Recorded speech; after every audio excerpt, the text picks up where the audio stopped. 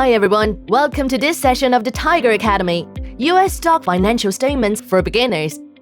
After we talked about the 3 most common valuation indicators in our last lesson, many of you were eager to try out your new skills to work on the Tiger Trade app.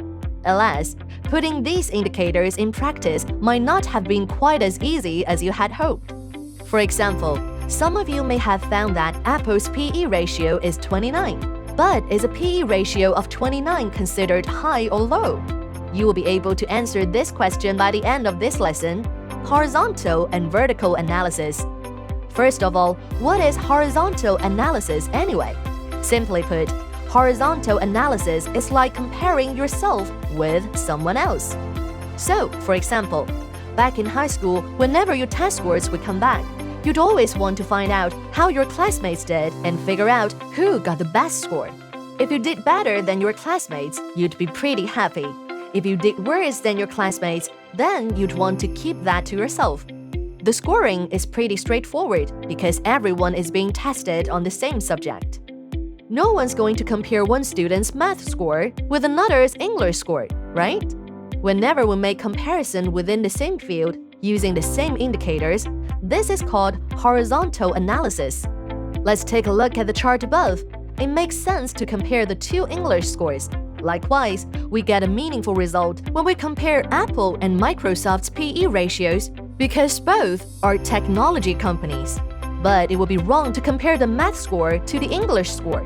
It would also be a mistake to compare the PE ratio of Apple with Tesla, since Apple does hardware business and Tesla makes electric cars. This comparison just won't work. Do you understand what horizontal analysis is now? Next, we're going to look at vertical analysis. In vertical analysis, you take a valuation indicator and compare it with historical data. For example, you can see whether or not you are making progress in English class by comparing your most recent test scores to those from earlier in the year. To put it simply, vertical analysis is comparing you with yourself. But when it comes to investing, there's quite a lot of historical data, and it would be a lot of work if you had to find all of it for every vertical analysis. That's why we use Quantiles to make it easy to compare data from the past. Valuation comparisons are expressed in Quantiles. For example, Jack's son, Jason, is currently in elementary school. Because grades is so important, Jack organized an extra fitness test for Jason each year to see how far Jason has come. Jack uses the quantile method to calculate Jason's fitness test score gains over the last 3 years. Let's say Jason took a total of 100 tests over 3 years.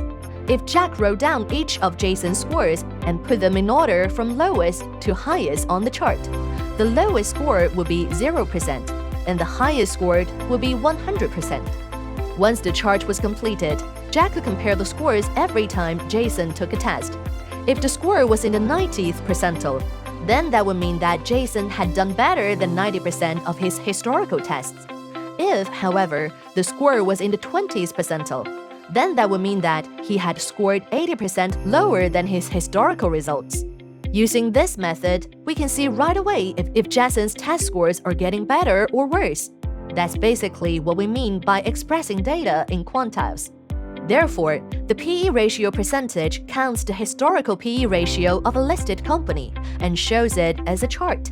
Many valuation charts provide the 3 or 5 years PE ratio quantiles, which converts the PE ratio of the last 3 or 5 years into quantiles.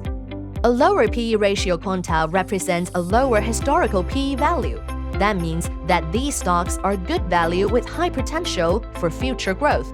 The same is true for the quantiles of the PB and PS ratios. Generally speaking, anything valued at less than 20% on a valuation table is considered undervalued.